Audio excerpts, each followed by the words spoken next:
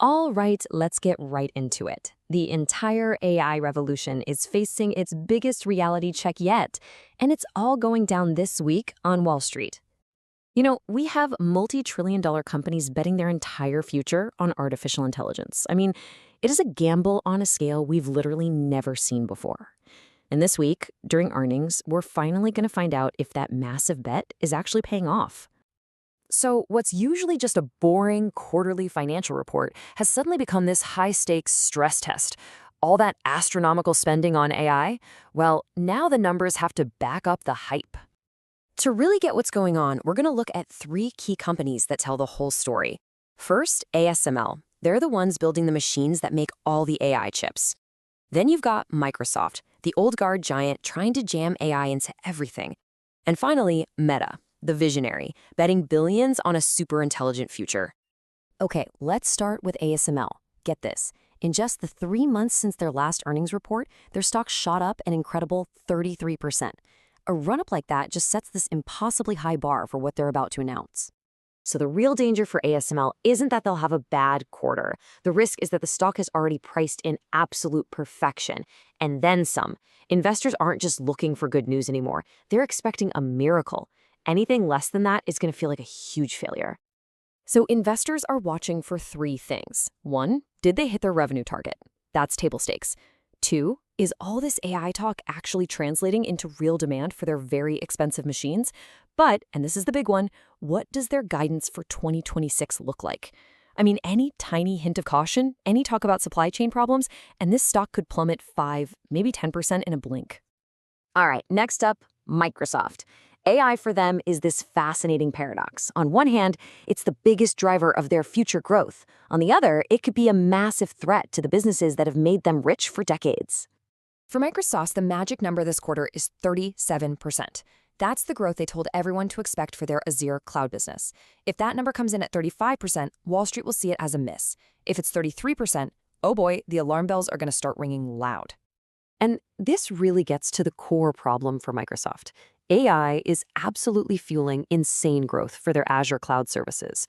But at the same time, the very tools they're promoting threaten their whole business model. The old seat-based system where they sell a software license for every single employee at a company. Just think about it for a second. An AI like Claude can now plug right into Excel and build complex financial models just from a few text prompts. So if one person with an AI tool can suddenly do the work of 5 financial analysts, how many Microsoft Office licenses is that company really going to buy next year? That is the existential question for Microsoft.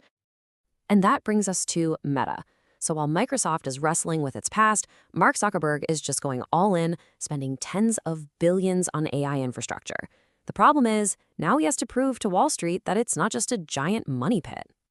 The pressure here is just immense. The market wants to see 20% revenue growth, but a huge chunk of their recent success came from Chinese companies like Temu and Shein, who were using a US tax loophole to just flood Facebook and Instagram with ads. Well, that loophole is gone now. So the huge question is, can Meta still hit that 20% target without them? And it's not just about revenue. Investors are getting really antsy about Zuckerberg's spending habits. He is pouring unbelievable amounts of money into AI servers and data centers. Wall Street needs to see that that cash is actually turning into real products people use, not just a bunch of empty, expensive buildings that are dragging down profits. But if we just take a step back from all these quarterly numbers for a minute, there's a much bigger, much more skeptical conversation going on about AI's real value. Is this thing truly a revolution, or is it just the most expensive hype cycle in history? From the creative world, you've got people like Ben Affleck. He basically argues that AI-generated stuff is fundamentally unoriginal. He calls it, and I'm quoting, shitty, because it can only ever create an average of everything it's been trained on. It just doesn't have that spark of human ingenuity. And then, from the world of high finance, you've got Citadel CEO Ken Griffin, who says this is all part of the plan. Of course it's hype, he says. How else are you going to convince people to write checks for $500 billion for data centers this year alone? The hype, in his view, is totally necessary to get that kind of money flowing.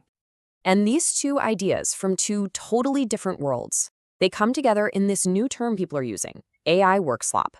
It's stuff that looks polished and professional on the outside, but when you actually look closer, it's just hollow. There's no real human thought or creativity there. So, with all this skepticism flying around, what do the companies that are supposedly about to be disrupted by AI have to say about all this? Are they worried?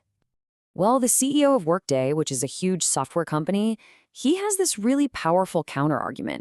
He says his customers, the people who trust him with their most sensitive financial and employee data, they aren't looking to dump his platform for some hot new AI startup. No, they're asking him to build AI into the platform they already know and trust.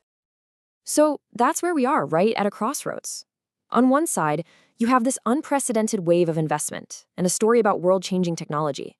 And on the other, you have this really deep skepticism about what it's all really worth. Which really brings us to the final question. As we watch these companies report their earnings, we have to ask ourselves, are we watching the birth of the next great engine of progress? Or are we just watching the inflation of the biggest, most expensive bubble in modern history? I guess only time and the numbers will tell.